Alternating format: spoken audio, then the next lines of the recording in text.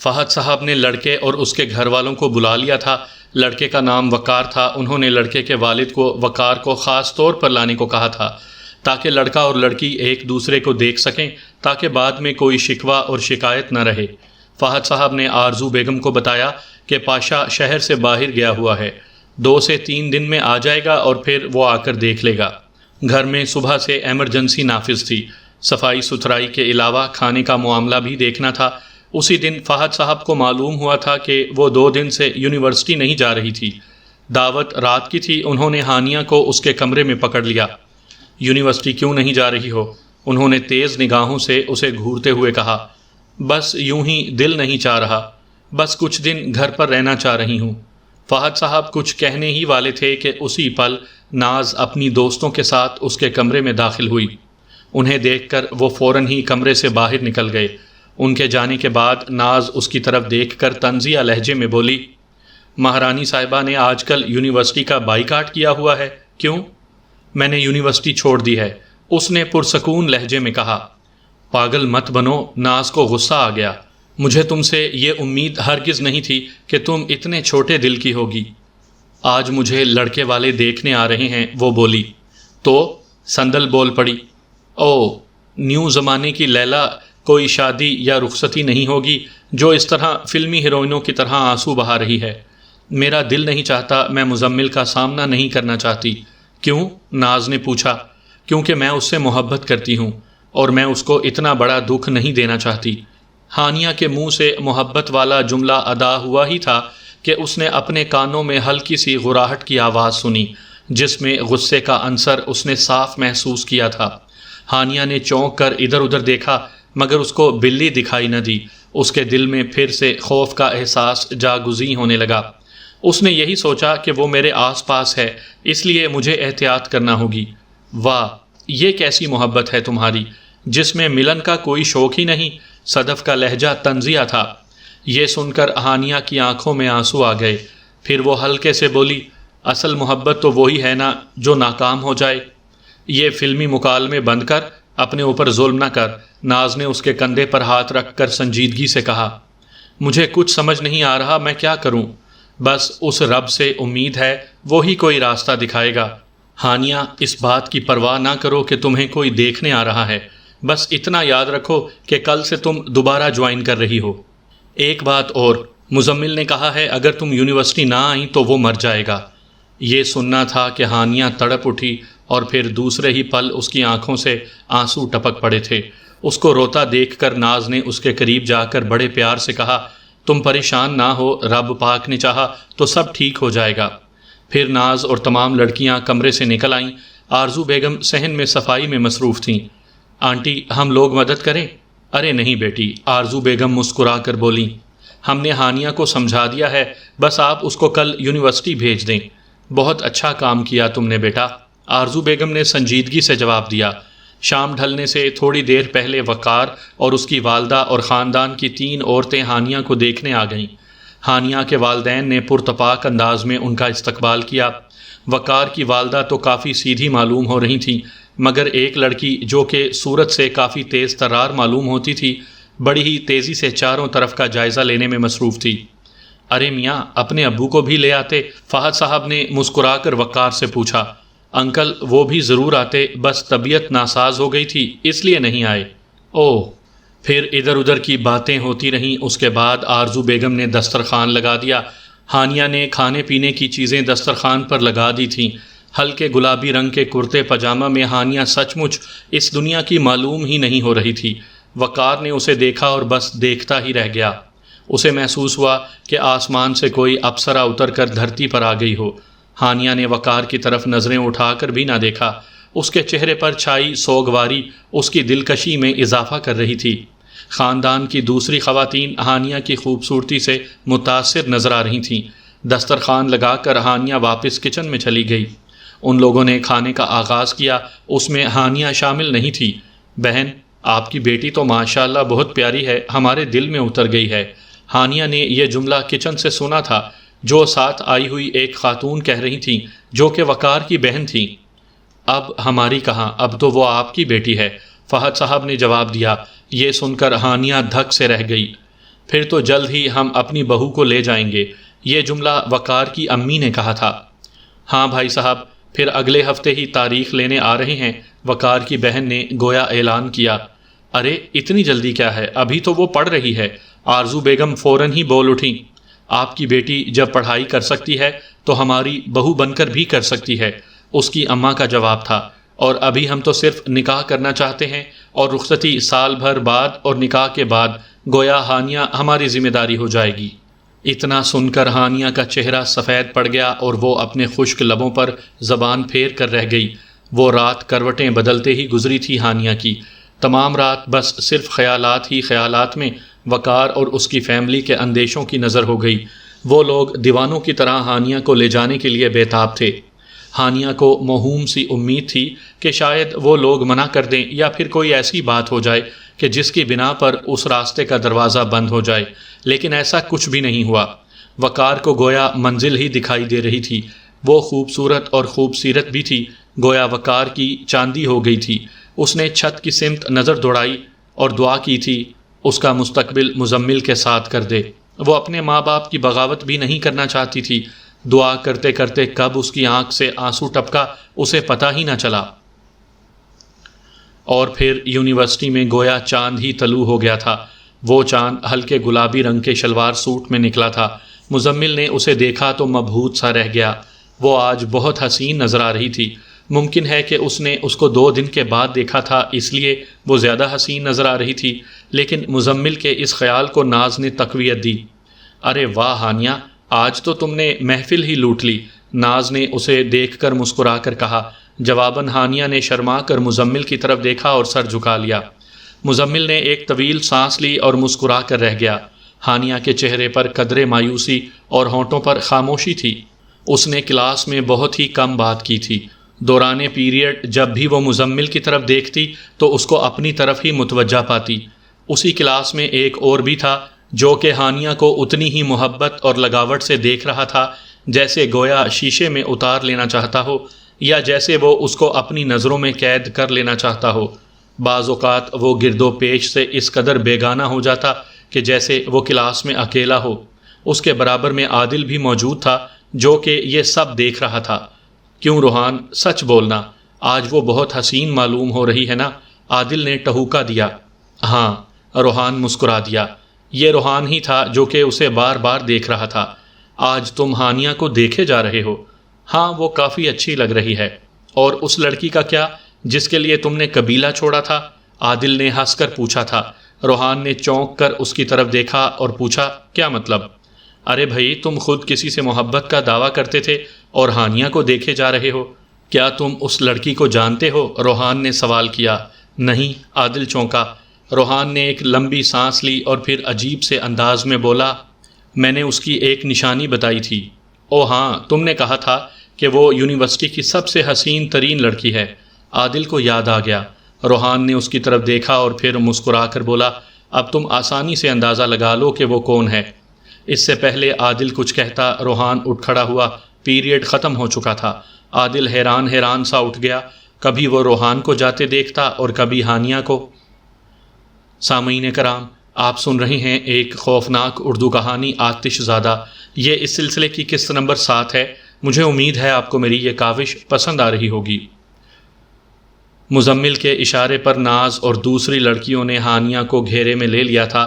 سبھی لوگ اب کیفیٹیریا میں ایک میز کے گرد بیٹھے تھے۔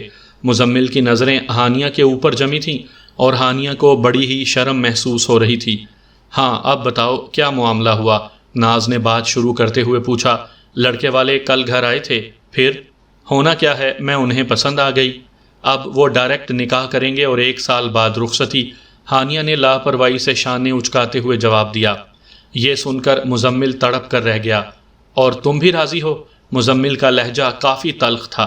ہانیہ اور دوسری لڑکیوں نے اس کے لہجے کی تلخی کو محسوس کیا۔ ہانیہ نے تو نظریں ہی جھکا لیں۔ جواب دو، بولتی کیوں نہیں؟ ہانیہ نے کوئی جواب نہ دیا، بس اپنی آنکھیں نم آلود کر لی تھیں۔ میں جانتا ہوں ہانیہ، تمہاری مرضی کے بغیر کوئی بات آگے نہیں بڑھی، ہے نا؟ خوب، آواز میں طنز نمایاں تھا۔ دیکھو ہانیہ، صدف بولی، یہ تمہاری زندگی ہے، اس کا فیصلہ بھی تم نے ہی کرنا ہے۔ تم 40 سال پرانی لڑکی نہیں جو اپنے ماں باپ کے ہر ظلم کو خاموشی سے سہ لوگی۔ اتنا سننا تھا کہ ہانیہ کو غصہ آ گیا اور تیز اور قدرے تلخ لہجے میں بولی، ہاں مجھے مزمل سے پیار ہے، بہت ہے، لیکن اس سے بھی زیادہ مجھے اپنے ماں باپ سے محبت ہے۔ میں یہ بات کس طرح بھول جاؤں؟ انہوں نے مجھے بڑا کرنے کے لیے کتنی تکالیف برداشت کیں۔ جب میں بیمار ہوتی تو ابو رات رات بھر جاگتے تھے۔ میں نے ان سے دل کا کہہ دیا، اب وہ نہیں مانتے تو میں ان کی خوشی کے لیے اپنی خوشی کو قربان کر دوں گی۔ اتنا کہتے ہی وہ پھوٹ پھوٹ کر رو پڑی، پھر یکدم ہی اٹھی اور کیفیٹیریا سے باہر نکل گئی۔ ناز اور دوسری لڑکیاں بھی اس کے پیچھے لپکی تھیں۔ مزمل میز پر اکیلا بیٹھا رہ گیا۔ ایک اور بھی تھا جو کہ ہانیہ کو جاتے دیکھ رہا تھا۔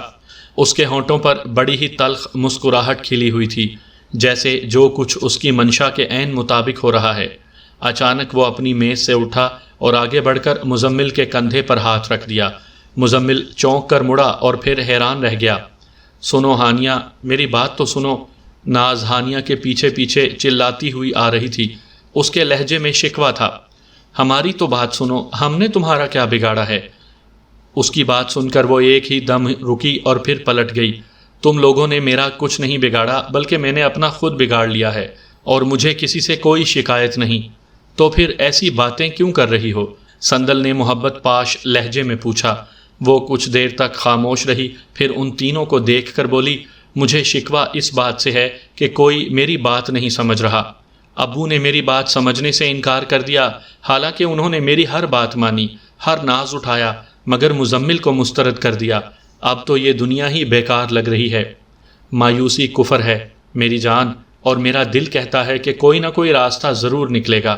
ہانیہ طنزیہ انداز میں ہنسی اور پھر بولی، جھوٹی تسلیاں مت دو، میں سوچ بھی نہیں سکتی تھی کہ میں مزمل کے بغیر رہ سکوں گی۔ اس نے آہ بھرتے ہوئے کہا، اچھا سنو، میں بات کرتی ہوں نا تمہارے ابو سے۔ ناز نے کہا، کوئی فائدہ نہیں ہوگا، وہ نہیں مانیں گے، وہ زبان کے بہت پکے ہیں، کوئی نہ کوئی راستہ ضرور نکلے گا، اللہ بڑا ہی کارساز ہے۔ صدف نے کہا، اس رب پر ہی تو بھروسہ ہے۔ ہانیہ سر ہلا کر سنجیدگی سے بولی۔ مزمل نے بڑی ہی حیرت سے اس کی طرف دیکھا۔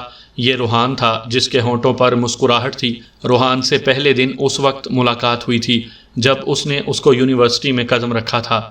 دوسری ملاقات پروفیسر ابدال کے گھر پر ہوئی تھی، جہاں رات کے اندھیرے میں بڑی بے خوفی سے اس عمارت میں گھس گیا تھا۔ مزمل کو اس وقت وہ بے حد پر اسرار معلوم ہوا تھا۔ وہ خود کو اتنا لیے دیے رکھتا تھا کہ عادل کے سوا کسی سے بات بھی نہیں کرتا تھا۔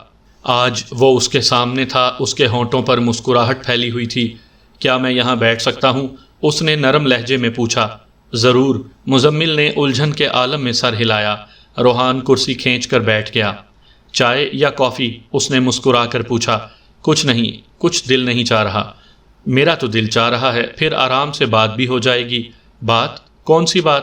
یہ تو چائے کے دوران ہی معلوم ہوگا۔ روحان ہنسا۔ ٹھیک ہے، پھر منگوا لو، مگر اپنے لیے۔ روحان نے ہنس کر سر ہلایا، چائے اور پراٹھے کا آرڈر دے دیا۔ مزمل مسلسل الجھن میں تھا کہ آخر وہ بات کیا کرنا چاہتا ہے۔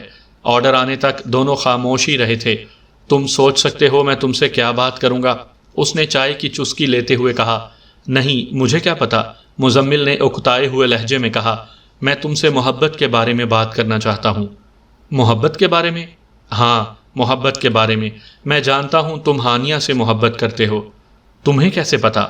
اتنا سن کر وہ زور سے ہنسا اور پھر بولا، دوست، میں سب کچھ جانتا ہوں، تمہاری ساری باتیں اسی کیفے میں بیٹھ کر سنی ہیں۔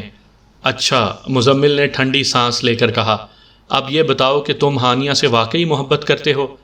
ہاں، اپنی جان سے بھی زیادہ۔ اس کے لہجے میں آہنی چٹانوں کی سی سختی تھی۔ یہ سن کر روحان ہنس پڑا اور بولا، دوست، محبت کے بارے میں صرف اتنا موقف ہے اپنا، جس سے تم پیار کرتے ہو وہ صرف تمہاری ہے بس، اور اگر میں کسی سے محبت کرتا ہوں تو اس کو ہر قیمت پر حاصل کروں گا، چاہے مجھے کسی کی جان ہی کیوں نہ لینی پڑے۔ روحان کے لہجے میں مضبوطی تھی۔ اچھا، مزمل نے چونک کر اس کی طرف دیکھا۔ بالکل، شاید تم اس سے اتنا پیار نہیں کرتے، روحان نے ہنس کر کہا۔ یہ بات نہیں ہے روحان، بات یہ ہے کہ یہ ہانیہ کے گھر والوں کا معاملہ ہے، اگر ایسا نہ ہوتا تو میں اسے ضرور حاصل کرتا۔ او اچھا، روحان نے سٹائل سے سر ہلایا۔ مزمل اس کے اس انداز سے اندازہ نہ کر سکا کہ وہ طنز کا اظہار تھا یا حیرت۔ میں تمہاری مدد کر سکتا ہوں مزمل، وہ اس لیے پہلی ملاقات میں تم مجھ سے اچھے پیش آئے تھے، اس بات کا بدلہ چکانا ہے۔ او ہاں، مجھے تمہاری پہلی ملاقات یاد ہے، اور تم نے کہا ہانیہ سے سوری کروں گا۔ ہانیہ سے سوری تو نہیں کی، لیکن میں تمہارے کام ضرور آ سکتا ہوں۔ لیکن تم کیا کرو گے؟ وہ چھوڑو، یاد ہے نا میں نے تم سے پہلی ملاقات میں کہا تھا کہ کوئی کام بھی میرے لیے ناممکن نہیں؟ ہاں کہا تھا، مجھے یاد ہے۔ بس پھر تم اس لڑکے کا موبائل نمبر لے دو، پھر دیکھو میرا چمتکار، روحان مسکرا کر بولا۔ اس کی بات سن کر مزمل یہ سوچنے لگا کہ یا تو وہ بے وقوف ہے یا پھر ضرورت سے زیادہ خود اعتمادی کا شکار۔ لیکن تم کرو گے کیا؟ مزمل جھلا گیا۔ یار وہ میرا کام ہے، تم گڑ کھائے جاؤ دبا کے اور اچار میرے لیے چھوڑ دو۔ اتنا کہہ کر وہ اٹھ کھڑا ہوا اور تیز تیز قدم اٹھاتا ہوا کیفیٹیریا سے باہر نکل گیا۔ ہانیہ نے بڑی مشکلوں سے وقار کا موبائل نمبر دیا تھا۔ اس کو ڈر تھا کہ کہیں مزمل لڑ نہ پڑے۔ اس نے اس کو تسلی دی تھی کہ ایسا کچھ نہیں ہوگا۔ گھر آنے کے بعد وہ اسی کے متعلق سوچتی رہی تھی، کہیں ایسا تو نہیں کہ مزمل اس سے لڑائی جھگڑا کرے، کہیں ایسا تو نہیں کہ وہ وقار کو ڈرائے یا دھمکائے، کیا وہ اس کو بتا دے گا کہ ہانیہ اس سے محبت نہیں کرتی؟ وہ انہی سوچوں میں گم تھی کہ اتنے میں آرزو بیگم کمرے میں داخل ہوئیں۔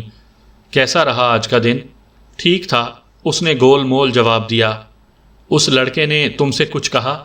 جی مزمل نے؟ جی نہیں امی، وہ بیچارہ اب کیا بولے گا، میں نے فیصلہ کر لیا ہے کہ اب میں یونیورسٹی نہیں جاؤں گی۔ پھر وہی بات؟ آرزو بیگم نے قدرے غصیلے لہجے میں کہا۔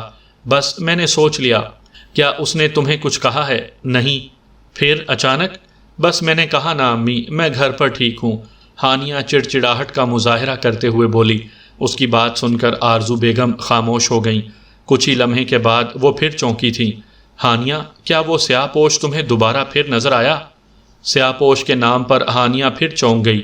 پھر اس کو وہی بلا یاد آنے لگا جو اسی کی طرح سیاہ تھا۔ کہیں ایسا تو نہیں کہ سیاہ پوش اور بلا ایک ہی شخصیت کے دو مختلف روپ ہوں؟ مگر سیاہ پوش تھا کون، یہ اس کی سمجھ میں نہیں آیا۔ اس بلے سے اس کا کیا تعلق؟ یہ وہ سوالات تھے جس کا اس کے پاس کوئی جواب نہیں تھا۔ اس نے طویل سانس لے کر اپنی امی کی طرف دیکھ کر نفی میں سر ہلا دیا۔ وقار اپنے موبائل میں گیم کھیلنے میں مصروف تھا۔ اچانک گیم رک گئی، پھر فون بجنے لگا۔ اس بے وقت کی راگنی پر وقار بری طرح سے جھلایا تھا، مگر مجبوری تھی کہ فون اٹھانا تھا، اور فون تھا بھی کسی انجان نمبر سے جو کہ سیو نہیں تھا۔ جی السلام علیکم، کون؟ وقار نے فون اٹھاتے ہی سلام کیا تھا۔ میں تمہارا ایک ہمدرد، دوسری طرف سے آواز آئی۔ کیا مطلب؟ وقار چونک گیا۔ ایک بات ہے جس سے تم کو خاصا فائدہ ہوگا۔ کون سی بات؟ اور تم ہو کون؟ نام بتانے سے کیا فائدہ؟ دوسری طرف سے ہنس کر جواب دیا گیا۔ ویسے میں تمہارے بارے میں سب کچھ جانتا ہوں۔ کیا جانتے ہو؟ وقار نے پرتجسس لہجے میں پوچھا۔ یہی کہ تم بہت جلد شادی کرنے والے ہو۔ ہاں، شادی تو میں بہت ہی جلد کرنے والا ہوں، مگر تمہیں کیسے پتا چلا؟ کہا نا میں سب جانتا ہوں اور تمہاری بھلائی چاہتا ہوں۔ مگر کیوں؟ وقار نے جھلا کر پوچھا۔ زیادہ تاؤ کھانے کی ضرورت نہیں، آج شام ہوٹل الاسکا میں ملو، سب بتا دوں گا۔ ہو سکتا ہے کہ سچ جاننے کے بعد تم مجھے دعائیں دو۔ یہ سن کر وقار کے ماتھے پر سلوٹیں پڑ گئی تھیں۔ کچھ دیر تک سوچنے کے بعد وہ بولا، ٹھیک ہے، میں ہوٹل الاسکا میں پہنچ جاؤں گا۔ بہت خوب، ترقی کرو گے، دوسری طرف سے ہنس کر جواب دیا گیا، اور ساتھ ہی لائن منقطع ہو گئی۔ وقار ہوٹل الاسکا میں داخل ہو گیا۔ حال میں اس کی نگاہ چاروں طرف دوڑ رہی تھی۔ ہوٹل میں داخل ہوتے ہی اس کو اپنی حماقت کا احساس ہو گیا تھا کہ جس شخص کو جانتا ہی نہیں وہ اس سے ملنے چلا آیا، نہ ہی اس نے اس کی کوئی نشانی پوچھی، بس وہ اس کے فون پر دوڑا چلا آیا۔ دراصل وقار کو یوں لگا کہ جیسے کہ وہ ہانیہ کے بارے میں کوئی بات کرنا چاہتا ہے۔ اس نے طویل سانس لی اور ایک خالی کرسی کھینچ کر بیٹھ گیا۔ تھوڑی ہی دیر گزری تھی کہ ایک ویٹر آ کر اس کے سر پر کھڑا ہو گیا۔ اس نے مینیو وقار کو تھما دیا۔ 1 کافی ود کریم۔ وقار نے مینیو میں سب سے سستا آئٹم سلیکٹ کیا۔ ایک میری بھی۔ ایک آواز سن کر وقار چونک پڑا۔ اس نے سر اٹھایا تو سامنے ایک نوجوان کھڑا تھا۔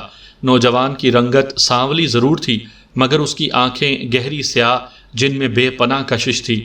اس کے بائیں کان میں زرد رنگ کی چھوٹی سی بالی بھی لٹکی ہوئی تھی اور دائیں ہاتھ پر ایک لال رنگ کی ڈوری بندھی ہوئی تھی۔ اس کے سر کے بال گھنگریالے تھے۔ وقار نے سوالیہ نگاہوں سے اس کی طرف دیکھا تو وہ کرسی کھینچ کر اس پر بیٹھ گیا۔ تم وقار ہو نا؟ سوال مسکرا کر پوچھا گیا تھا۔ ہاں، آپ کی تعریف، میں روحان ہوں۔ روحان، یہ کیسا نام ہے؟ یہ میرا خاندانی نام ہے۔ خیر چھوڑو ان باتوں کو۔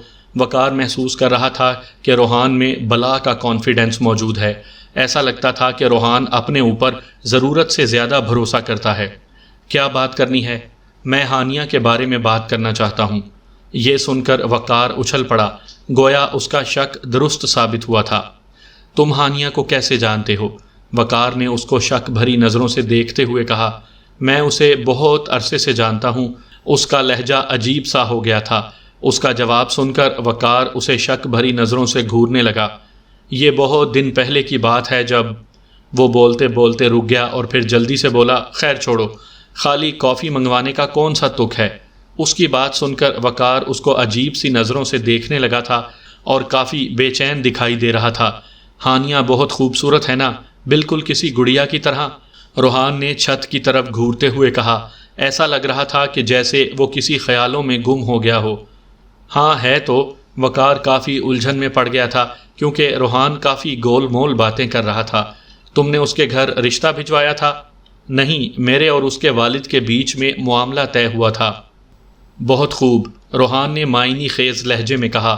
سوچو، وہ اتنی خوبصورت ہے تو اس کے والد کو خاندان سے باہر رشتہ ڈھونڈنے کی ضرورت کیوں پیش آئی؟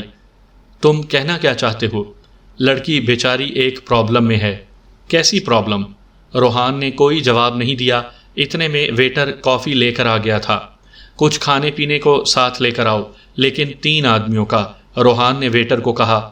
اس کی بات سن کر ویٹر اور وقار چونک گئے اور روحان کو یوں دیکھنے لگے کہ جیسے اس کی دماغی حالت پر شبہ ہو۔ ویٹر نے کچھ نہ سمجھنے والے انداز میں سر ہلایا اور کافی رکھ کر چلا گیا۔ اب وقار روحان کو یوں دیکھنے لگا کہ جیسے کہ روحان پاگل ہو۔ میں پاگل نہیں ہوں، میری خوراک تھوڑی زیادہ ہے۔ اوہ! تھوڑے سے توقف کے بعد وقار دوبارہ گویا ہوا۔ صاف صاف بتاؤ کیا بات ہے؟ اس کی بات سن کر روحان مسکرانے لگا۔ وقار کی بے چینی قابل دید تھی۔ لڑکی پر جن ہے، روحان نے گویا دھماکہ کیا۔ یہ خبر وقار کے لیے ایک دھماکے کی طرح ثابت ہوئی تھی۔ نہ جانے کتنی دیر تک وہ پھٹی پھٹی آنکھوں سے روحان کو دیکھتا رہا تھا۔ یہ سب تم کیا کہہ رہے ہو؟ جو تم سن رہے ہو ایک سچ اور اٹل حقیقت ہے۔ چند لمحات تک وہ روحان کو دیکھتا رہا اور پھر دوبارہ گویا ہوا۔ تمہیں یہ سب کیسے معلوم ہوا اور تم ہو کون؟ میں کون ہوں یہ سب کیسے پتہ ہے، یہ تمہارے کام کی چیز نہیں۔ بس اتنا سمجھ لو کہ جو میں کہہ رہا ہوں وہ سچ ہے۔ خاندان میں تم سے اچھے اچھے لڑکے پڑے ہیں، مگر اتنا دور رشتہ کرنے کی ضرورت کیوں پیش آئی؟ روحان نے مسکراتے ہوئے کہا۔ وقار سوچ میں پڑ گیا۔ بات تو واقعی ٹھیک تھی کہ اتنی دور رشتہ کرنے کی ضرورت کیوں پیش آئی؟ ایک بات اور بتا دوں، لڑکی کا جس شخص نے وقتی علاج کیا تھا اس کا نام پاشا ہے اور وہ ابھی شہر سے باہر ہے اور ہانیہ کے والد کا دوست ہے۔ تم چاہو تو اس سے مل کر سچ جان سکتے ہو۔ وقتی علاج کیا مطلب؟ یہ سن کر وہ معنی خیز انداز میں مسکرا دیا اور پھر بولا، میں سب جانتا ہوں۔ پاشا نے اس جن کے وقتی طور پر آنے کا راستہ بند کیا تھا، لیکن اب وہ راستہ بھی کھل چکا ہے۔ جو تعویذ اس کو دیا گیا تھا وہ گم ہو چکا ہے۔ وہ جن جب چاہے گا اس کو اپنا شکار بنا لے گا۔ روحان کا لہجہ ڈرامائی تھا۔ او، کیا تم نے اس جدید دور میں جنوں کو دیکھا ہے؟ وقار نے پرسکون لہجے میں کہا۔ اس کی بات سن کر روحان چونک پڑا۔ میں نے دیکھا تو نہیں، مگر میرا تعلق ایک قبائلی خاندان سے ہے جہاں سے عملیات پر زیادہ توجہ دی جاتی ہے۔ اسی وجہ سے تھوڑا بہت ان جنات کے بارے میں جانتا ہوں اور کچھ عملیات وغیرہ پر بھی عبور ہے۔ اور تم نے کبھی دیکھا ہے جنوں کو؟ روحان نے پوچھا۔ دیکھا تو میں نے بھی نہیں، امی جان کی زبانی سنا ہے۔ ان کی ایک مرحوم خالہ پر جن عاشق تھا، بہت جتن کیے مگر ٹھیک نہیں ہو پائیں۔ ان کی شادی بھی کروا دی گئی، مگر شادی کی پہلی ہی رات شوہر خون تھوکتا ہوا انتقال کر گیا۔ سسرال والوں نے نکال دیا۔ کہا جاتا ہے جب تک وہ زندہ رہیں اس جن کا تسلط ان پر ہی رہا تھا۔ وقار نے طویل سانس لے کر اپنی بات مکمل کی۔ جن والی بات سن کر روحان کے ہونٹوں پر پر اسرار سی مسکراہٹ دوڑ گئی۔ جو جن ہانیہ پر قابض ہے اس سے بہت محبت کرتا ہے اور ہمیشہ ہی اس کے ساتھ رہے گا، اس کو ہرانا ناممکن ہے، اس لیے بیٹا کنارہ کشی کر لو تو زیادہ بہتر ہے، اور ہاں میرے بارے میں کسی سے ذکر مت کرنا۔ اتنا کہہ کر روحان اٹھ کھڑا ہوا۔ وقار حیرت سے اس کو جاتے ہوئے دیکھتا رہا تھا۔